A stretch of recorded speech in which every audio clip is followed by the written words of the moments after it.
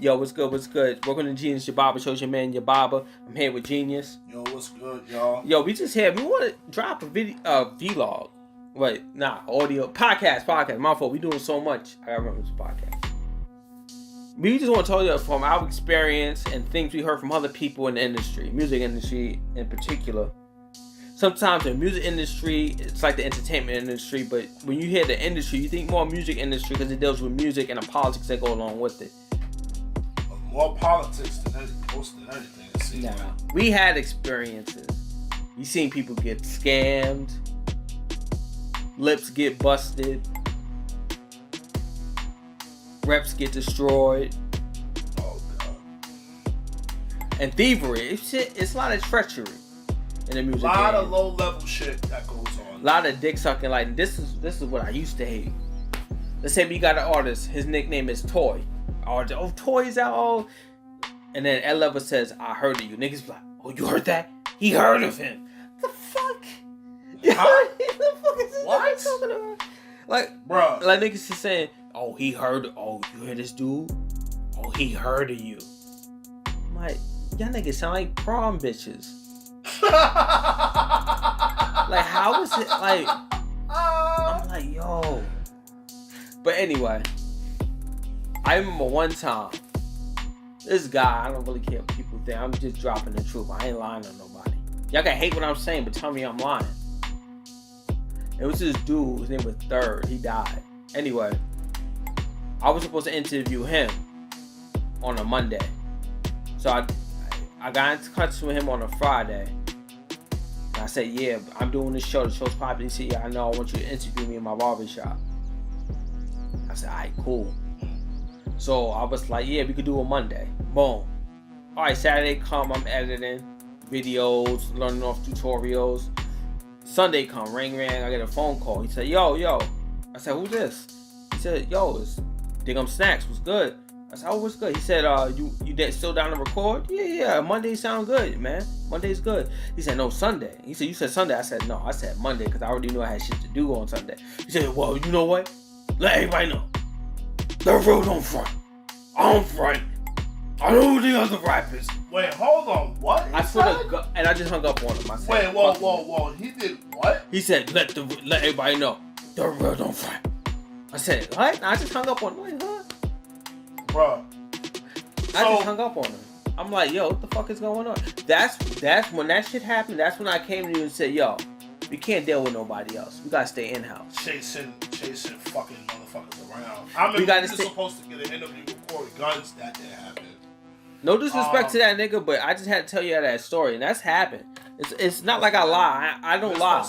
We were supposed to get an interview with Corey Guns. That didn't happen during the showcase, but I'm just, at the same time, it's gonna be hard to fucking get an interview with somebody in a damn showcase. Like, he wasn't on talk to us. Like, we thought we was going to get special privileges to come on there. Niggas sold us a dream of getting interviews and all of that shit. New cameras and all that. None of that shit worked out. Anybody was supposed to get an interview, did not happen. You were supposed to get an interview with Irv Gotti, did not happen. We were going to get an interview with Corey Guns. And the interview, the interview that we were supposed to get with Irv Gotti, my cousin's artist was supposed to do a video shoot at his place.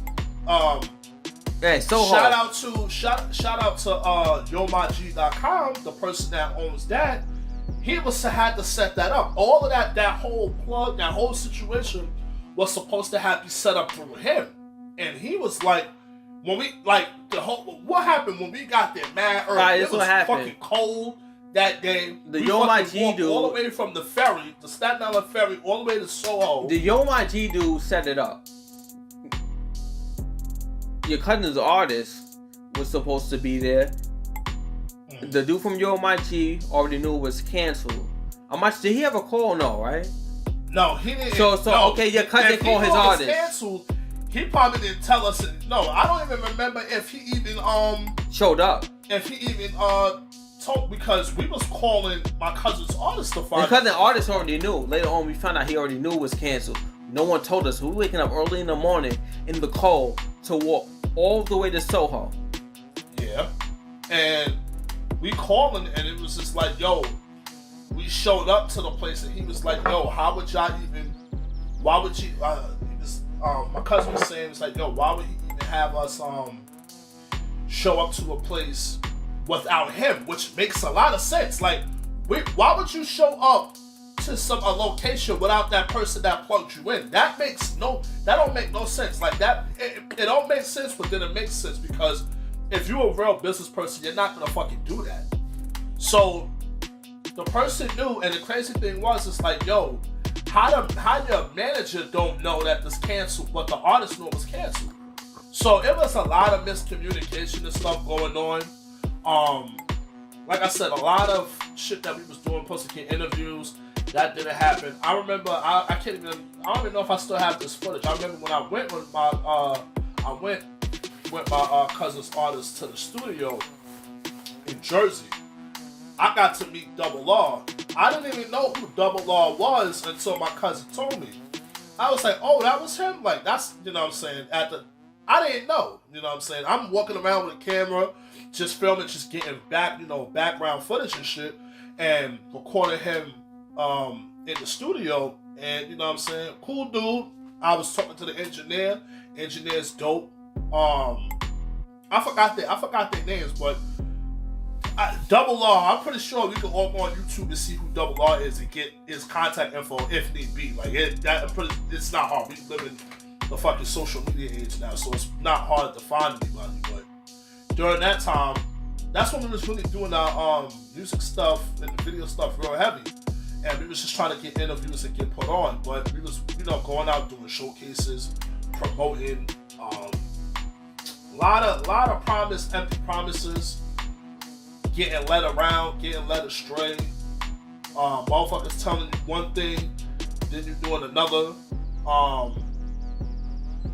Where my role played in was the promotion tip. Like going out there, like part of the street team, going to the labels, getting promotional material.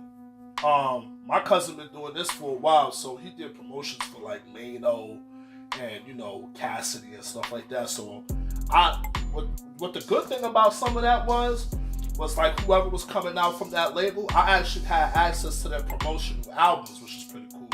I had Pharrell's album before it came out. I had Cassie's album, the album that which one album was like 08 or somewhere around there. Had that album before it came out, and I had Mano's album. So I mean, for the most part, you did get some cool shit like promotional material and stuff that you could, posters, and I had a bunch of fucking posters. Only thing we had to do was go out, promote. But and we got proof of that on the Yababa show. We got proof of that. Remember he did the Dipset event? We were supposed to do a Dipset event. Oh, that's another thing. But that fell through. We're gonna have to link those videos. Oh yeah, to some of the stuff that we're talking about, because we would be up coming from those events at like 3 a.m. and come back and doing editing, footage, and all of that. Yeah, on the E-machines. On the E-machines. On them cheap ass computers. We talking about Windows XP days. Yes, horrible. Windows XP. I used to be out for 3 days Sony straight. Vegas, what was it? Sony Vegas 5 or some shit like that. Sony Vegas 6, I think it was. Sony Vegas 5 or 6 at early stages. So, doing the promotional stuff. I know you did some stuff with what was the name of the company? Go Hard Marketing. I think you did stuff with them.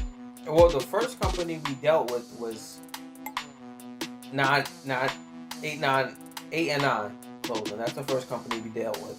And 8 and 9 Clothing. Yeah, then we dealt with Go Hard Marketing. Paul Williams, at the time, he had a company called Go Hard Marketing.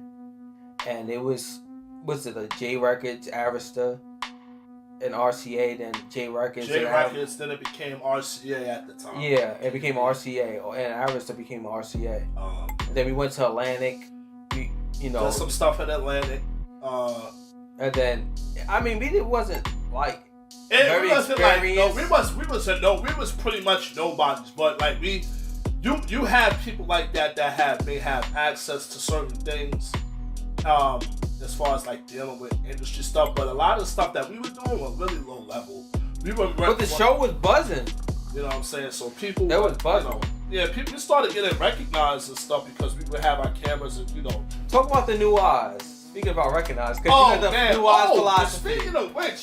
Speaking of new eyes, like, we would go to, like, video shoots and, like, you know, video shoots and castings and stuff like that. Even sometimes at the showcases. And at the showcases, and people would think, like, it's something that my cousin told me. He was like, look, tell them that you work for Atlantic, Universal, and Warner Brothers. Which at the time, we did work for them. We did promotional work for them. So technically, we worked for them. But again, this is kind of low level. So it's like, yo, if my man's work there, like, yo, come with me. We're going to go all around the city, putting up flyers, handing out flyers, putting up posters, and all that other good stuff. So we was doing work for them. Which, by the way, we wasn't getting paid for. But the caveat to that was, okay, we're not getting paid for it, but maybe we could probably get close to some of these A&Rs or maybe some of these artists, you know, to just get an interview. I know during the process we got the interview Choke No Joke. Yeah, which was pretty cool. Yeah, it never got up though. My computer exploded, so fucking issues. So what was I saying? I lost my whole train of thought. Choke No Joke. Before that, I forget. The fuck? It's like a waterfall over there. So, damn, I done lost my whole train of thought. So we was doing stuff at the labels. A lot of the stuff is low level, but it was some bullshit that went along with it. Like, it's a lot of dumb shit that was going on, a lot of miscommunication. If we get my cousin on the show, he could talk about it definitely in detail, his experience with him being in the music industry, because he's been dealing with that stuff for a couple of years. So he knows how to maneuver. But one thing I did learn is when you meet people is to make contacts. Mm-hmm. You know, get your own network, make contacts. You know, who did we get to meet? You met somebody from BET. You was actually making your way through more than me. I was the person that was just I was the camera guy. Yeah, I was the cameraman. So I was the cameraman, but if I wasn't around, you was getting the footage and you come back and we'll edit. I did my first mini documentary on a flip cam. They stopped making them. That's how bad they were. I used an SD camera and a flip cam, and I filmed for Paul Williams. He's A&R scout at the time, and a lot of people liked it. The only thing I hated, he would call me a lot because his boss would be rushing, like, where the video alright. Look, what a lot of people that in administrative positions don't know, I don't care how this come across, this is real shit. It's not like when you're rushing your kids to bed so you can have sex with your wife. This is creativity. You can't rush a masterpiece and get mad when it don't look that way. So they was hounding. It wasn't his fault. His bosses was hounding him, saying, when they coming out. I'm like, dude, we just started filming yesterday. Yeah, so things take time. So, and even when the video got done, didn't you say niggas was spamming the video to like 50,000? Fucked up the video. Count for them? What they did? Something with the video you was telling me about. I monetized the videos, all of them. We was gonna get paid. I was gonna put the EIN number. We was gonna start the LLC. This is what happened. Somebody jacked up the views. I'm not sure if it was the person I filmed for, or could have been a hater that wanted to make it look like that. But it was 20,000 views and no comments. And YouTube thought I was spamming my views, so I had to delete that video from my YouTube page. Yeah, shit like that. So it was just, now you can imagine what the hell was going on. Pause this real quick. Yeah, go ahead. So niggas jacked up to 20,000 views on a video. With no thought it was spam. And I had to get rid of the content. I mean, I still got it saved in other accounts, but little shit like that, like all of that effort, all of them days of getting up, going out to these places, coming back tired, getting all this thing just for niggas to do some dumb shit and fuck up the whole thing, the whole channel. And which was gonna be monetized. Like you put a lot of energy and effort into editing the videos, and that's just a lot of like it's so much that we could talk about, but the showcases, everybody's hip to the showcases and know that their showcases are scams. And me seeing some of the stuff I seen, I was like, me personally, I couldn't agree with it because it was just like, y'all really not promising, but somewhat promising, if this makes sense. People that they might get signed, and you have these people sit down with these reps, and these reps cannot do nothing for these people or these artists. What the thing they'll tell them is that they gotta do this, they gotta do that, but like at the end of the day, nobody's really letting them really know what's really going on. Motherfuckers just running to sign up. I'm not watching. Excuse me, watch. I have a watch in the background, but this is an in-house podcast. Don't worry, it gets better over time. So, seeing some of these artists actually talk to some of these reps, and some of these reps actually work with these labels. Like, we were supposed to do something with DJ Drewski. I don't know if you remember that. DJ Drewski get an interview with him. There's a couple of people that was from them labels that we were supposed to interview. Yeah, and that's the reason why I suggested we just stay in-house. Because I said, yo, we done chasing artists. I said, artists, gotta understand. It wasn't the fact that we was chasing artists. We was around people that wasn't plugged in like they say they was. Oh, that's true. They wasn't plugged in like they say they was. Not to the extent that they could be like, y'all come through, such and such want to give y'all a little interview for your channel and stuff like that. It wasn't like that.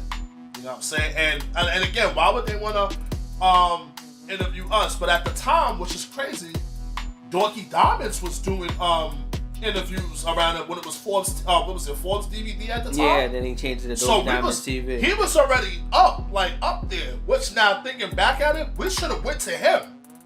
We could have went to him and interviewed him and did like a collab, but we didn't. We was trying to do our own thing. We didn't want to ride anybody else's coattail. Yeah. So for us and the Yababa show, it was more so going out there and doing our own shit and making our own lane, making a mark for ourselves. So we didn't want to ride anybody's coattail. We did interview my cousin's artist. He has some dope music, even though he was on some fucking dumb shit. His communication skills was terrible. We did have I don't know what you did when we did the video shoot for Monster Films. Nah, I never. Nah, you didn't. But I was there. But yeah, that's the time my cousin told me to make something of my life. But you know, it again like why he say that? I never heard of that. Why he say that? I'm not gonna get into that. I'm not gonna get into that because at the end of the day, I was tired. I was falling asleep. This nigga's fucking artist was showing up late. I'm like, yo, we've been here for all these hours. And the owner of Monster Films, Neff, he wanted to cut at least an hour worth of footage out of the shit. Like, cut parts out of the video. And rightfully so. Because you late and you're not where you're supposed to be. Like, you was really on some prima donna shit. Like, my nigga, you gotta be here on time. Like, and then on top of that, you're making your management team look bad. Like, you have people coming here for you that want to do a video shoot with you, and you're making your management team look bad. Like, well, hopefully we could probably link the video to the to this podcast so people can see the video that we was helping with Monster Films and stuff like that. But as far as that video shoot, met some cool dudes that was actually working with Neff on that video shoot.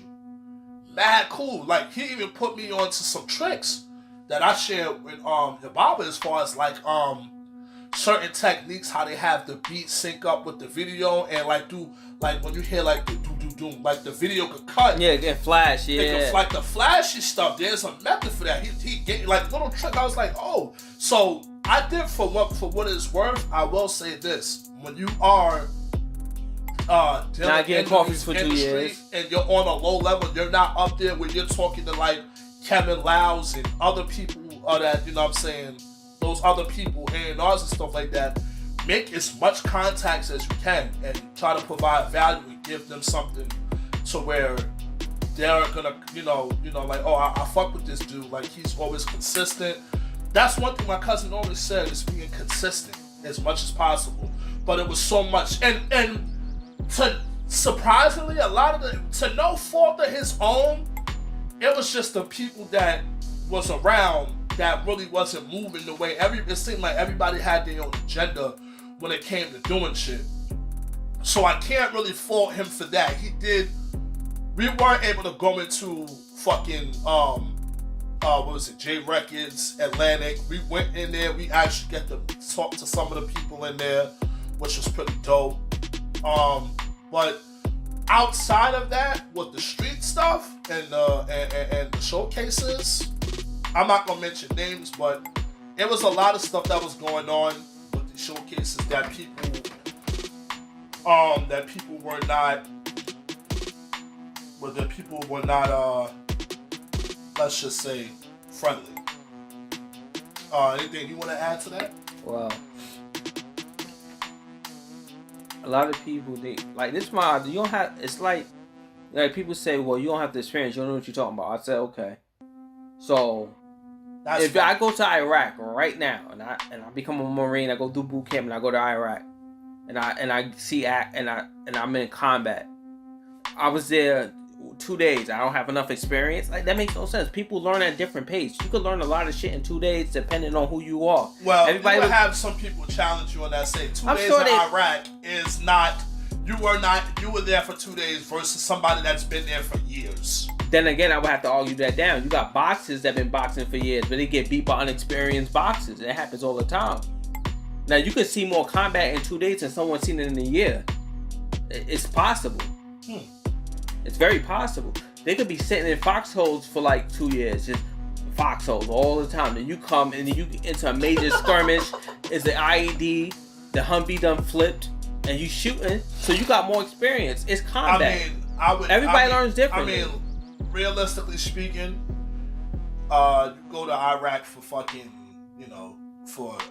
go to boot camp and go through all that, you're gonna be out there for more than 2 days. But I get what you're saying. I'm just saying 2 days. I know you're gonna be out there more. I'm saying if you did 2 days, like, you could have more experience than some. Like, for example, you could be in the versus you'll have more experience versus somebody that's never been out there and trying to tell you otherwise. Yeah. Well, let's say you in a label, right? And they say, "Oh, you don't know what you're talking about. You gotta do this. You gotta do that." I'm like, okay. If some of these people so experienced, a lot of directors that claim to have all this experience don't even have awards to their names. And the only way you can find them if you see them on YouTube. Oh, you know what that guy is? Oh, he's a director. Your name ain't even out there. There's no more Hype Williams no more. Oh, we could talk about the Hype. I mean, I remember when niggas was talking about, like, remember when you was educating niggas on cameras? Yeah. When we was talking about the Canon 7D, that was pride and joy. Oh and my God, they were so dumb. They didn't know about it. was talking about the Canon 7D, the Canon 5D. That's the one that we actually have now. Was it the Canon 5D? We have one of those. You got two of them in there. Two of them. Either the 7D or the 5D. So, back then, when we was actually getting started, we was working off of a Sony cam that my grandmother got me, which was 720p at the time. So it was a purple Sony cam, 720p HD. Clear as hell. Clear as day. Pretty much all the videos that's on our channel was done with that camera for the most part, with the exception of a few, the Malachi in the park when we had Mouse, the other video that you did with what was his name? Malachi? No, the other person Jay Millie. The other person you worked with that got the video. The marketing company that we did. Anyway. Marketing company. Hold up. When you filmed for and the video had to take the video down that you monetized. That was the documentary. The documentary. You didn't use the camera for that. You had the flip. I had to flip cam and another cam. So we were telling people like, yo, this camera's this because of this. And we're telling them we're breaking down features, this, that, and the third. People believe that because you have a big cam, high expensive cam, which by the way, Canon cameras are not fucking cheap. They're expensive, very, very expensive. But motherfuckers think that they was still using DV tapes and stuff like that. Which, you know, if you're using them. But we know from experience, from watching tutorial videos, that you can do we've seen whole productions get done on the Canon 5D, the Canon 7D. Matter of fact, wasn't True Blood filmed on the Canon 7D? Yeah, a lot of people filmed on Canon DSLRs. And that's one of the hottest series on HBO. And if you think about it, like they have the Black Magic camera that works with DaVinci Resolve for color grading. A lot of people, if they see that, oh, what is that camera for? That's one of the clearest cameras out that people can afford. It's the Black Magic. Colors come out beautiful, all that shit. As far as the mini DV, fuck it. I'm just gonna say this. Don't fuck what nobody think. When you're at the low level of the industry, there's a lot of people from ethnic backgrounds that have a slave mentality that won't believe anything unless a white person tell them it's true. Oh, and that's what would happen. God, please say that again. The psychology behind that it stretched all the way back to slavery. Unless the white man say it, they're not gonna believe you. They're not. But that's on them. It's cool. You might disagree. You give them those views, so that's what matters. If you enjoy this content, please like the audio/video. Yeah. Subscribe to the channel. Yeah, subscribe to Yababa. Show. Dino coming soon. Like, share. We doing it, got baby. stuff in the back right now. We doing. But back to it. So like I said, for us, for some people it may sound boring, but when you're actually in it, day-to-day life, getting up early in the morning. I remember getting up every single day for months, going out to different places and maybe having maybe 1 or 2 days off to really kick back and chill.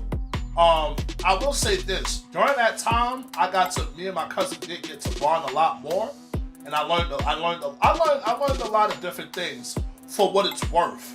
I did do some of the showcases that I got paid for.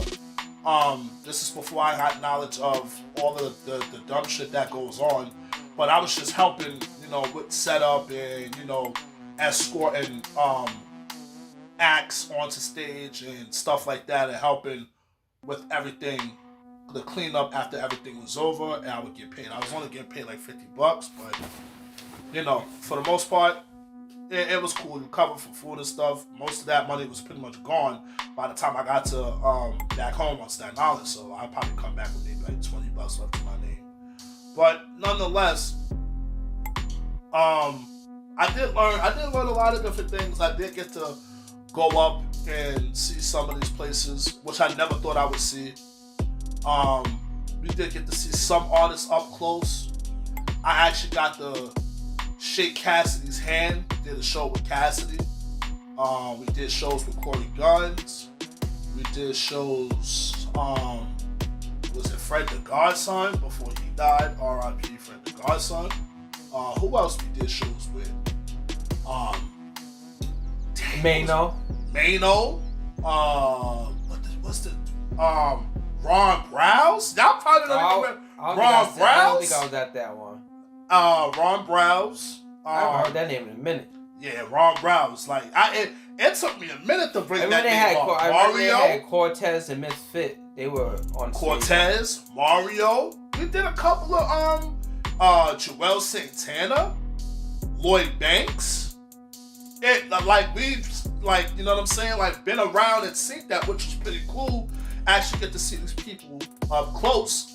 Y'all want my advice? Huh? Either get signed to a production company, get signed to a label if you're doing video work, or in-house. If you're not in-house, you're going to experience a lot of politics and dirty ass. A lot of stuff you talked about in-house, I learned from you. Talk about doing a lot of in-house. But it just makes sense, just to do things when you have let's say if it's 3 or 4 people, you have 3, 4, 5 people, and y'all trying to do something. Y'all would do a lot better if you keep your stuff in-house and you guys coordinate strategies on how y'all gonna move and delegate tasks. So who's gonna do what? Who's gonna hold the camera? Who's gonna be asking questions? Who's good with questioning? Who's camera questions? Asking interview questions. Who's good with editing? I'm pretty sure most of everybody would have a hand in the editing process, but it's usually maybe 1 or 2 people handling the editing.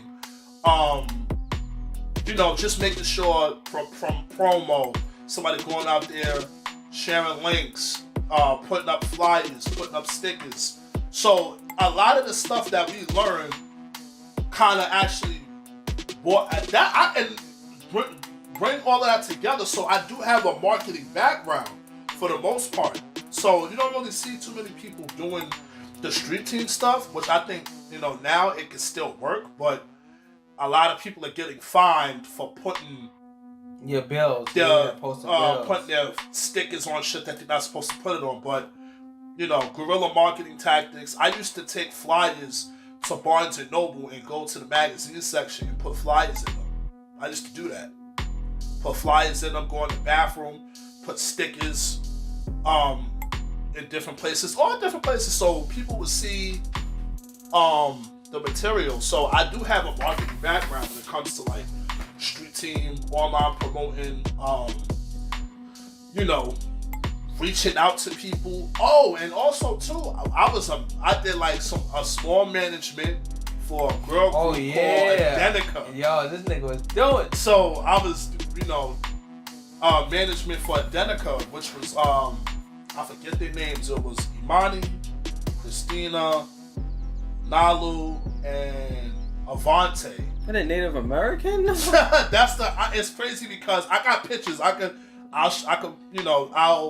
guess you can add the picture. Yeah. I gotta go on my Facebook page, so you can add the picture of you can actually see. So I'll send you those of the stuff that we did of me actually. So I'm not capping. People can actually see from my history and actually look. Go to the studio with them, which was very interesting. I didn't know nothing about management, but learned contracts, having entertainment lawyers involved, going to meetings. So I'm like, as on a low level as it was, I can only imagine what it would have been like if we were actually at a level to where we're dealing with execs, constantly dealing with A&Rs, your phone ringing off the hook crazy. So I have a little bit of experience dealing with that. For what it was, for like a good year straight. We went to the Brazen Boys radio station. Yeah, my brother was a radio host. Like we seen Iron he Solomon, does a graphics, rapper, but he ended up doing radio for the time that he did. So then Iron Solomon was there at one point. Oh yeah, we seen Iron Solomon, Montel. Remember when I said dudes when they see a certain person they say, "Oh, I heard of you to the rapper," niggas go crazy. Oh my god. Yeah. Tell them how they respond to Montel. This is a funny story. Oh my god. This is a funny story. Okay, so we go to the Brazen Boys radio station. This is just on some. We weren't even recording. I don't think we were recording or were we just chilling that day? Either way, I think we did have a camera to get footage. Just like background stuff. We actually well, I wasn't there for the Montel. I wasn't there. No, you weren't there for the Montel. Nah. I think I told. No, you weren't there for the Montel. You weren't there for that. Well, I remember it. I remember specifically when I went to the Brazen Boys radio station, and I used to go hang out with my brother because he was doing radio with his peoples, and they were interviewing Montel. I remember people telling me, "Oh, don't look at Montel. Just don't say nothing to him." I'm like, "What?" I'm like, "He's a fucking human being." Then they said, remember they said, "Look down on the floor." He said, "Look down on the floor." I'm like, "I'm not doing that shit. I'm not doing that. If I'm gonna say hi to Montel, I'm gonna say hi." No, you're not supposed to do that. That's you. You know what I'm saying? Like being real rigid. Like niggas got pipes up their ass. I'm like, Montel. Like I don't watch his show. I know who he is. I will say this. I wasn't starstruck, but when you see some of these people that you see actually on TV, and Montel's been on TV since I was a kid, bro. Yeah. So Montel. Never in a million years would I thought They're I would like, actually look at him, look at the floor. Would I actually get to see this person in the flesh? So it was interesting. Yeah, so niggas was like, oh, don't look at him, this, that, and the third. I'm like, we've been around. I've actually got to shake Cassidy's hand, walk Cassidy to the stage, and all of that. Like, it was dope. Dipset, Joel Santana, walked them onto the stage. Crazy. I fuck with Joel Santana, one of my favorite Dipset artists. So I was like Joel Santana? I'm like, oh, okay, it's dope. So, for the most part, with all the bullshit that we went through, there were little experiences that we got to have dealing with certain shit. But for the most part, it was just, a lot of the stuff was just like, all right, we gotta find a different approach. And we kind of wanted to take a whole new direction. So we, kind of moved in a whole other direction and kind of not dealt with that after a while. That's pretty much it. Yeah, I mean, there's other stuff, but we'll get into the other stories. I'm not getting into another time, because it gets... y'all gonna have to subscribe to the Patreon to get that exclusive. Because y'all wanna laugh? Y'all give me some laugh, but we just giving y'all the good. There's the good. That's the good stuff I'm giving y'all. I'm not gonna give y'all the bad. We gonna have to. And some of the people that's a part of the stories, we might have them on the show, on the podcast. Yeah, exactly. So y'all can so y'all can see, like, it gets pretty interesting once you get, another perspective. However, like it's with the Montel thing. It's the same. Like I said, it's like when people say, "Yo, oh shit." Like, who's popular in it? Kevin Love. Let's see. Oh shit. He said he heard of you. My nigga, what the fuck? That put money in your pocket? I actually wanted to meet Kevin Love. I heard a lot about Kevin Love. Yeah, I just from people talking about him and going amongst people coming out. I actually wanted to meet. I was like, who's show? Kevin Love. It's like, yo. When we was doing the show, I went into Atlantic and we just talking about how the industry worked. So I ain't gonna say no names, but we was with this person. And dude was like, yo, because they was like, oh, wow, you're going to have to work hard to get here. Forget about your show. I'm like, what? It's like look, it's like this. Dude said, oh, yeah, Kevin Love's assistant, the way he made it, he had to sleep on the couch in the lobby and be homeless and wait for his opportunity. No way. I would never tell you. First of all, if niggas look, if a nigga ever tell you that, stop fucking with that nigga. Yeah. I would never tell somebody. First of all, I wouldn't even, if a person wanted, that's like saying if we execs of a fucking label and somebody wants to come out and do an interview and we have time, I'll take the interview to be able to help people out. Like, motherfuckers got pipes up their ass and don't want to talk to nobody. I think that's kind of corny to me, personally. These people are very busy. Okay. That's still no excuse at the end of the day. It was people want to be gatekeepers. That's another thing. People want to be gatekeepers to certain people. I'm like, yo, how you being a gatekeeper to somebody that don't even know who the fuck you are? Like, I remember one time my cousin told me that he reached out to somebody that wasn't his contact. Oh yeah. And his contact went back to my cousin's man's that my cousin worked with, and it was like, yo, why is such and such calling me? When he told me that, I said, bro, I said, seriously? That's some bitch shit. I was like, so he called him, like, so that's how they work. Like, I guess, that whole chain of command type shit, but it's just like, yo, it wasn't that serious though, to really be like, yo, I could have been like, yo, you can get with me later, get with such and such, and maybe we could talk. You know what I'm saying? So it was a whole thing. But what we did learn from that was to definitely make your own contacts.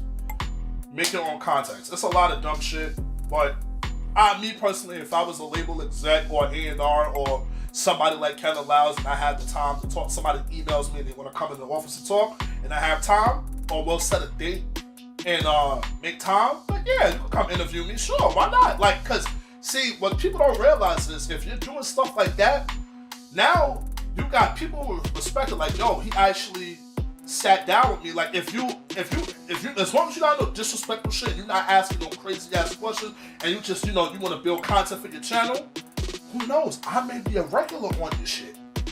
I could plug people into your shit, like, yo, check out my man's podcast. Check out my man's YouTube video. They doing good things out there. Those young guys are doing it good. This is the next generation of videographers.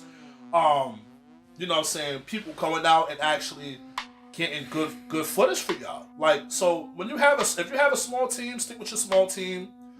Don't listen to motherfuckers that's telling you to sleep on the couch. That's crazy if he actually said that. Yeah, I would never tell somebody he to was sleep. like the assistant had to sleep on. He didn't tell me to sleep, but he just used it as an example. He did this. Look. Now we know that it's called paying dues. Like, it's like, who's really doing that? I would never tell nobody to do that. It's called paying dues. Like, for example, I was looking up the industry a few months ago, right? Paying dues shit. I just wanted to find different stories about it, and it was this blog. I wish I would have saved it. It was his Blogspot blog, and the guy was talking about he was doing music since a child. He knew how to play instruments, so he ended up working at this studio, and they put him as like a intern for the studio and the label. I can't remember what it was a major label in New York. If you want to learn about industry stuff, you can become an intern and stuff like that too, but we weren't doing that. We was coming from street team marketing level, but we was trying to make our own way through the resources that we did have. But go ahead. So the dude was saying that, okay, there was a project, major artist. So he was like, yeah, I finally got the opportunity. I'm gonna make my dream come true. Let's go to that bullshit paying dudes shit. Like, you gotta do the grunt work. Okay, cool. So the dude does the music, he does the beats, he makes his mastering, does everything. Makes the songs just pop, it's supposed to be popping and all that. However, they release a song, he's sitting home waiting. Still in the studio making music, waiting. He gets to say, so, the project was a success. It sold so and so 1,000 records. He opens it up, like, oh, really? Let me see the credits. His name ain't in the credits. He's like, yo, where's my name? He said, no, we don't work like that. We're talking about, I did the work, where's my credit? No, this is what happened. It's like, you're doing work, you're kind of interning. You're paying dues, just suck it up. Someone else took credit for his beats. And that's called paying dues. No, that's called stealing. Nah, that's shit. Stealing. That's fucking stealing. Look, it's like Earl Sweatshirt from Our Future. If you don't like him, that's your problem. He said, I ain't fucking with it if there's no payment because pay dues don't pay rent. Pay dues, all that shit corny.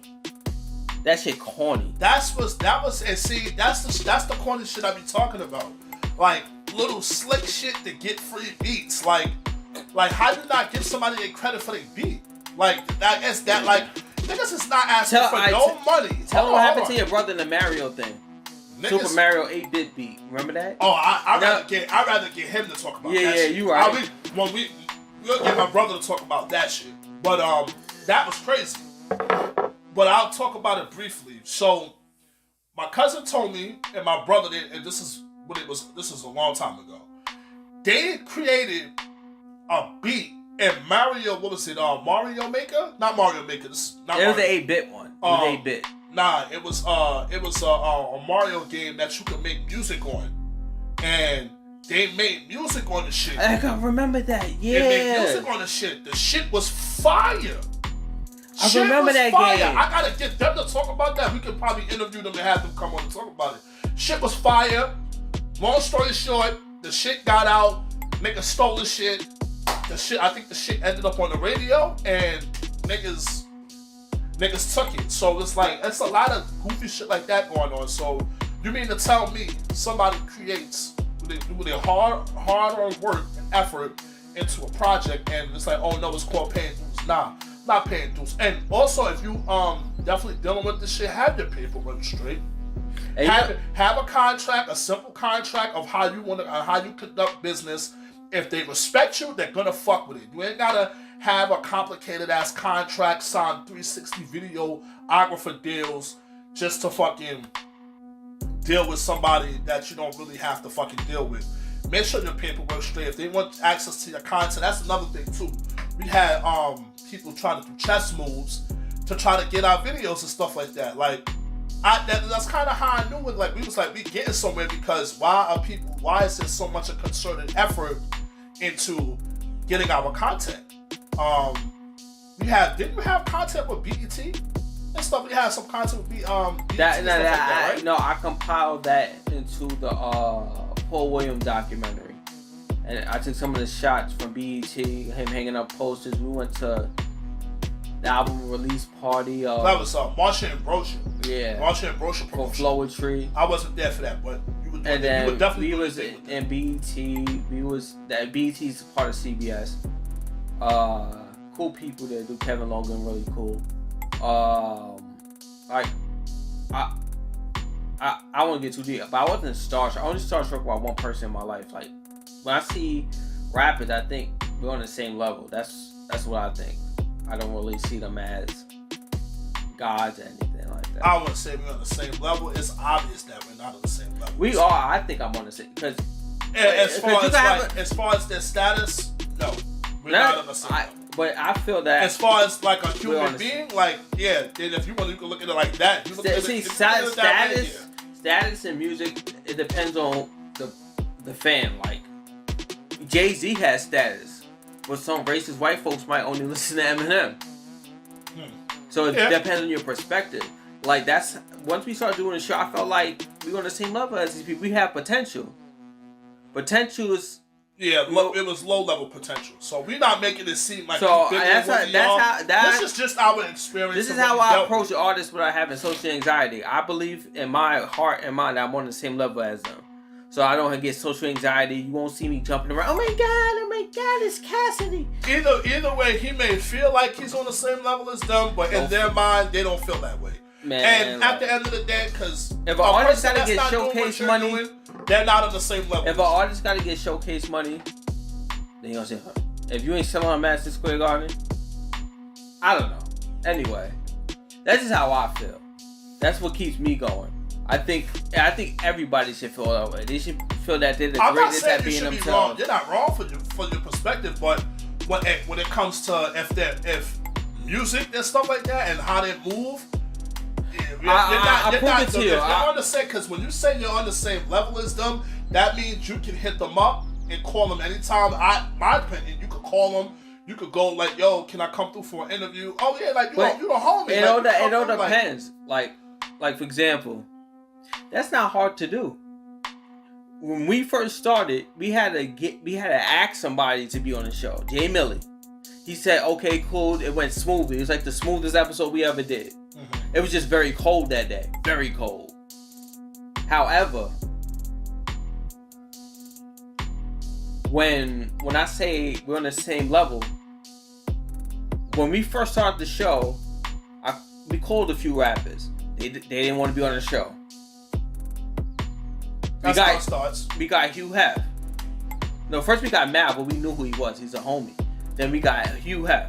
After that, everybody wanted to talk about the show. Then we was on the same level as them. Once we had got Hugh Hef on the show, nigga, we was good. Like nigga said, we good out there. Like so, niggas got an issue with it. Talk to him about it. Like he already solidified niggas to, you know what I'm saying. Not saying that we go out there and be on some gangster shit. Nah, nigga, we were coming out there and we could go out there safely and not get touched. So we was good.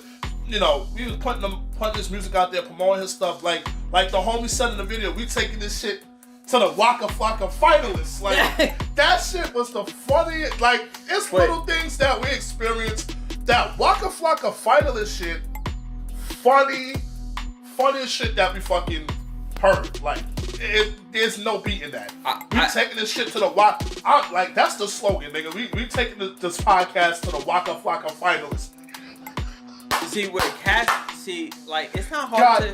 Bro. It's not hard to get in a space where you can contact a rapper. It's not. The independent game is becoming really major. You got people like Tom McDonald, Cleaver, a few other artists coming out. Like you on Dat Piff, their mixtapes is up there. But ever since I started the show, I felt like we were on their level because we was in demand and we had something to offer. Now, as far it's I promise you, if someone was to bet me $1 $1 million. Not that I want to chase him, that I won't interview Cassidy.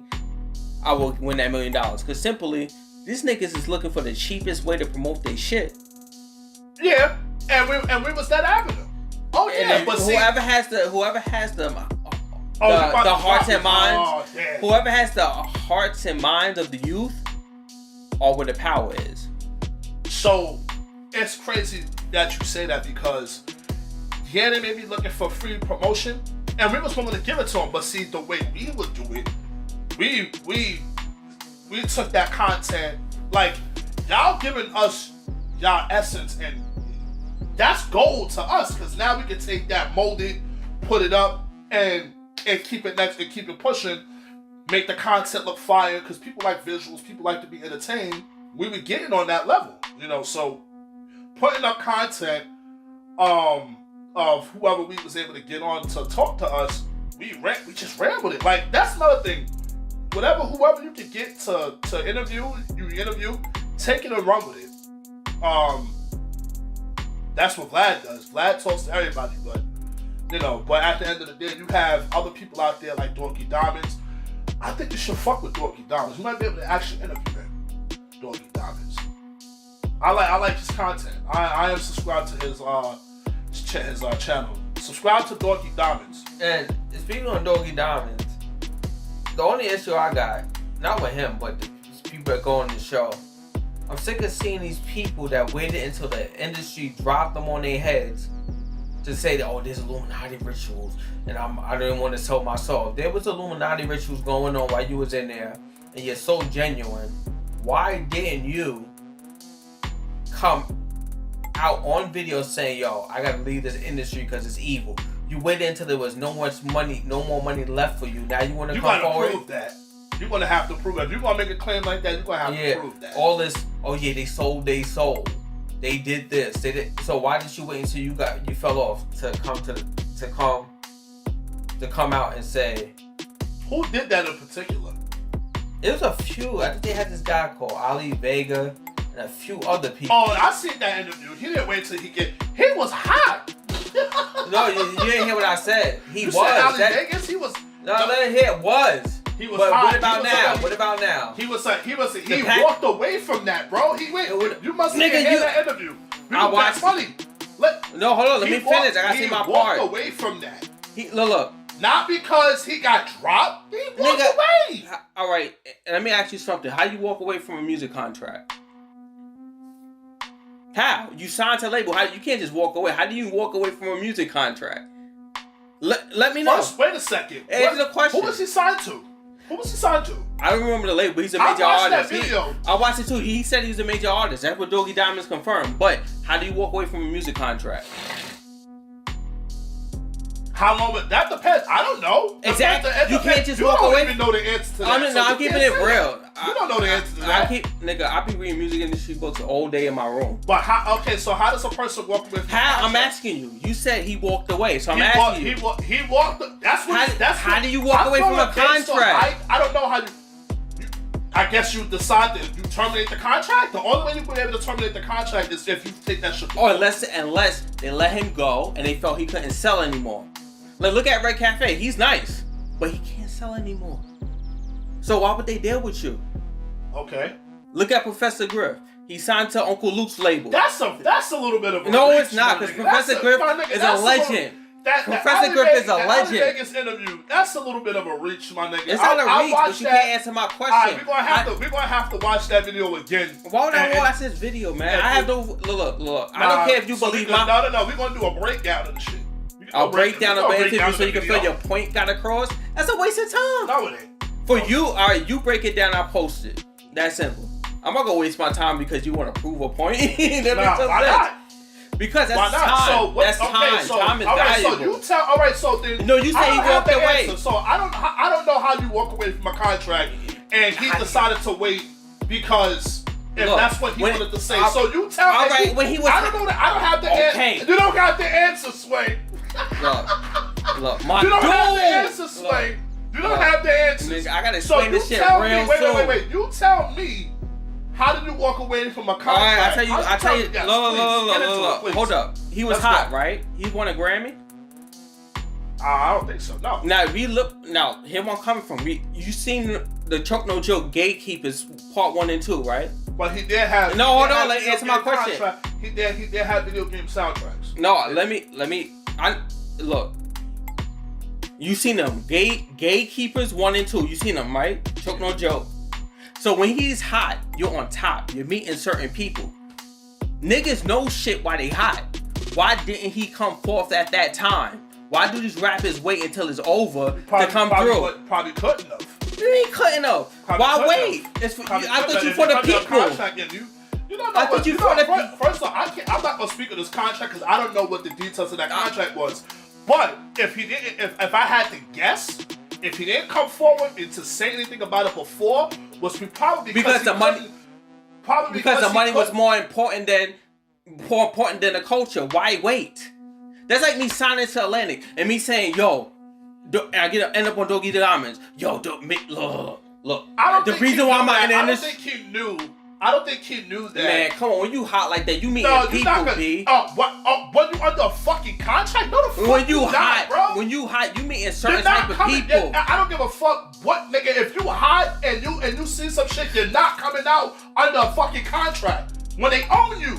They own you. You're not coming out saying nothing against those people when you under a fucking contract. He was out before social media was hot, my nigga. I get that, but once again, it's hard to get a buzz without the label. That's probably why he didn't say nothing because he was under fucking contract. And when you're under fucking contract, there are rules that you gotta follow. But if it was so evil, this Illuminati shit, the way the labels work.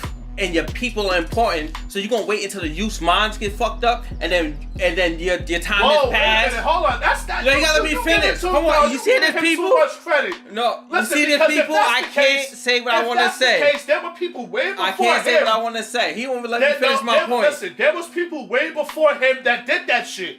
Don't make it okay, nigga. There was child molesters before other child molesters. Don't make it okay, nigga. Bruh. Listen, it don't make it okay. That's probably why he didn't say nothing because he was under contract. Why would I say? I'm not gonna say. But you said he walked away. You said he walked away. But he did walk away. How you walk away from a contract? He walked after the contract was up. They got rid of him. They don't get. They probably didn't want to deal with that shit no more. The industry don't get rid of their cash cows. When you hot and you see this Illuminati shit going on, the youth minds being poisoned. And you come out late. Hold on, let me finish my point. No, you gotta let me finish my point. Look. Go ahead, my nigga. Look. Go ahead. We are hour in. Like the video. You comment, like it, subscribe. And y'all better subscribe. Share if y'all don't subscribe, like the video. If y'all don't subscribe, I'm voting for Trump. You better subscribe. If you got this far, now it's getting heated now. So look, if y'all don't subscribe, I'm voting for Trump. Anyway. My point is, not all, but majority of artists that appear on this show will say, yo, yeah, there was a lot of shit going, like, all right, Bone Thugs and Harmony, legends. Okay. But right now, with the internet game, a lot of artists get popping. They're not popping no more, this and that. But they're legends. But when they got on Vlad TV, they spoke about the Illuminati. Oh, we didn't do this because we didn't want to sell out. Nigga, listen, back down. Rap was conscious. They spoke for the people. You wait until your shit ain't hot no more to say, Illuminati. That shit don't add up. It make no sense. That's like me getting signed to Atlantic and me saying, I'm hot now, yeah. I got 3 Grammys. And then hold on. I'm hitting a point. I'm getting to a point. Time the fuck out. Look. If this shit hot, if this shit is hot, let me finish my point. Oh, you ain't let me finish my point, B. Go ahead, bro. So your shit hot. You got 3 Grammys. Not saying that. I'm just saying. I'm using an archetype. Go ahead. I got 3 Grammys. This and that.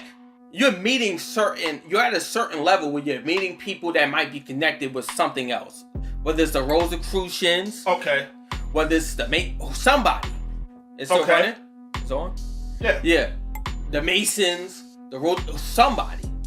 Now, you're seeing and hearing shit about dudes having to do homosexual acts. I'm saying it's true, but this is the climate. A lot of people, it's a consensus. You're seeing this, you're seeing that. Someone calling you. Oh, yeah. One pause it. Yeah, so we're running out of time. Nah, finish. We got one time. Like, comment, share.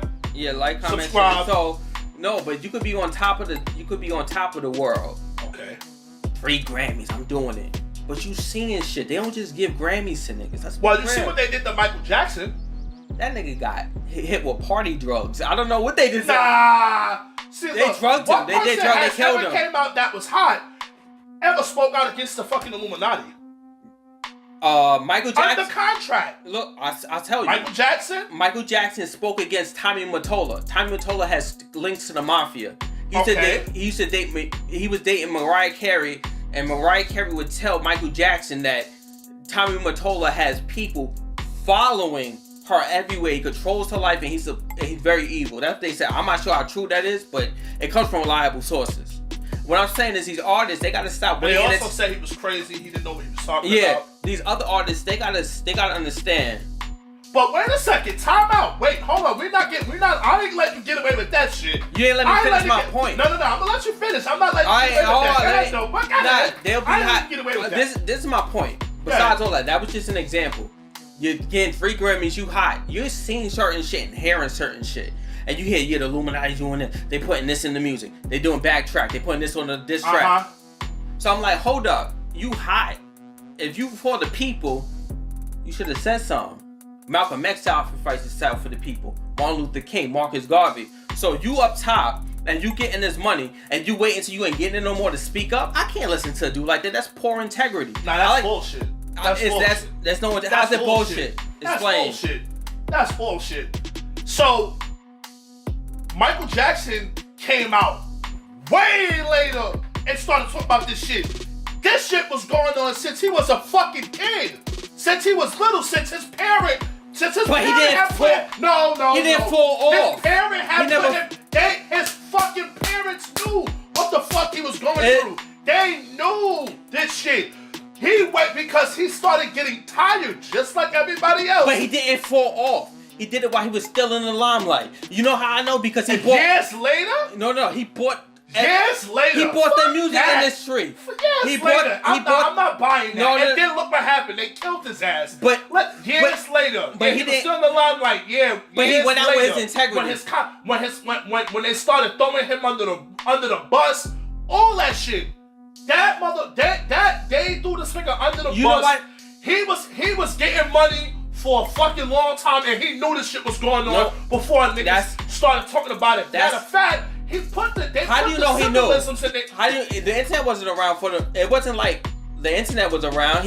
I tell you this. What? Not at the time he came out. Let's be real. Of course the internet wasn't around before it. So here's my point. So you mean to tell me? Wait, stop. Let me so you mean to tell me he didn't know that this shit was going on and couldn't have talked about this on national TV? He spoke, nigga. They control it. Hold on. No. On national TV, Clear Channel controls that shit. Viacom, Clear Channel controls the radio. Viacom controls the TV. Doesn't matter. He said something. I tell you this. He bought the entire Sony catalog, and then they started calling him a child molester. Then he came out and said, "Yo, this is what goes down. This is what they're doing to me." Michael Jackson. They've been doing it to him. It ain't no. What they call him? They've been doing it to him. They didn't call him child molester back when he came out. Matter of fact, we're running out of time. We're gonna have to do a part 2. We're gonna do a part 2 to the music shit because it's getting.